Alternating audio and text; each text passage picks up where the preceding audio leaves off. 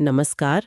आज हम बात कर रहे हैं राजस्थान के एक ऐसे शहर की जो बिल्कुल थार रेगिस्तान के कह सकते हैं मुहाने पर है, चुरू। हाँ, चुरू। हमारे पास जो भी जानकारी है आज उसी की गहराई में उतरेंगे, समझेंगे कि क्या खास है इस जगह में। बिल्कुल। इसे थार मरुस्थल का प्रवेश द्वार भी कहते हैं। सुना है इसकी स्थापना 1620 के आसपास हुई थी, राव मालदेव ने की थी। तो चलिए देखते हैं। हाँ, और इसकी लोकेशन ही मतलब इसे बहुत खास बना देती है। हाँ?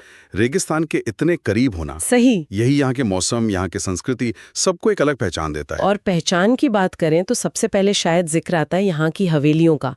जबरदस्त हवेलियां हैं वहाँ। हाँ, बिल्कुल। कोठारी हवेली, सुराणा हवेली, इनके बारे में सुना है कि इनमें बहुत ही महीन वो राजस्थानी भित्ति चित्र बने हुए हैं। हाँ, फ्रेस्को पेंटिंग्स। और एक बात तो मुझे बड़ी दिलचस्प लगी कि किसी हवेली में तो 1100 दरवाजे हैं, या शीश महल भी। हाँ, 1100 दरवाजे। ये बात इन हवेलियों को और रहस्यमयी बना देती है। लेकिन देखिए, ये हवेलियां सिर्फ बड़ी इमारतें नहीं हैं। अच्छा। ये उस जमाने के जो मारवाड़ी व्यापारी थे, उनकी दौलत, उनकी कला परख और शायद उनकी पहुंच का भी सबूत हैं। मतलब वो दिखाना चाहते थे अपनी समृद्धि। हाँ, और ये भी कि वो कला को कितना महत्व देते थे। ये जो भित्ति चित्र हैं, ये राजस्थानी कला की परंपरा को दिखाते हैं। उनमें कहानियां छुपी हैं। तो ये सिर्फ इमारतें नहीं, इतिहास की किताबें हैं एक तरह से। अच्छा, हवेलियों के अलावा वहाँ वन्य जीवन के लिए भी कुछ है? हाँ, बिल्कुल है। चुरू से थोड़ी दूर, करीब 85 किलोमीटर पर ताल छापर अभयारण्य है। ताल छापर, हाँ सुना है मैंने। काले हिरणों के लिए बहुत फेमस है ना? हाँ, काले हिरण वहाँ की मुख्य पहचान है।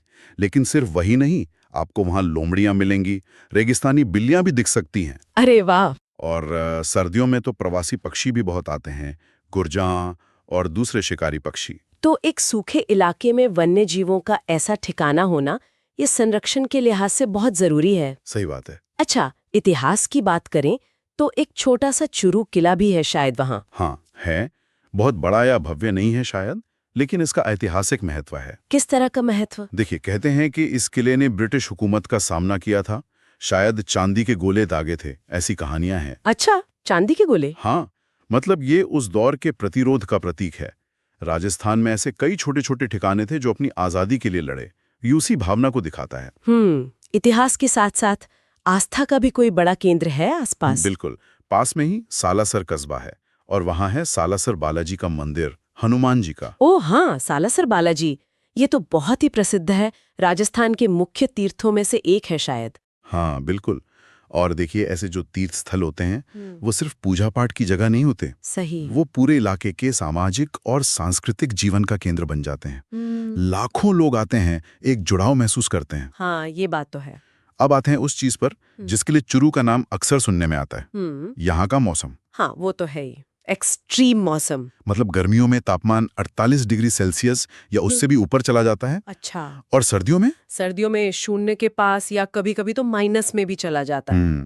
भारत के सबसे गर्म और सबसे ठंडे रिकॉर्ड में इसका नाम अक्सर आता है। पर ऐसा क्यों? मतलब इतनी एक्सट्रीम रेंज कैसे? इसका सीधा संबंध इसकी लोकेशन से है। अच्छा। रेगिस्तान पास है, समुद्र बहुत दूर है, तो वो महाद्वीपीय जलवायु वाला असर दिखता है। अच्छा। लेकिन इससे भी ज्यादा दिलचस्प सवाल ये है कि लोग ऐसी जगहों पर रहते कैसे हैं? हाँ, है ना? यहीं पर इंसान की अनुकूलन क्षमता दिखती है। हाँ, कैसे ढालते हैं खुद को।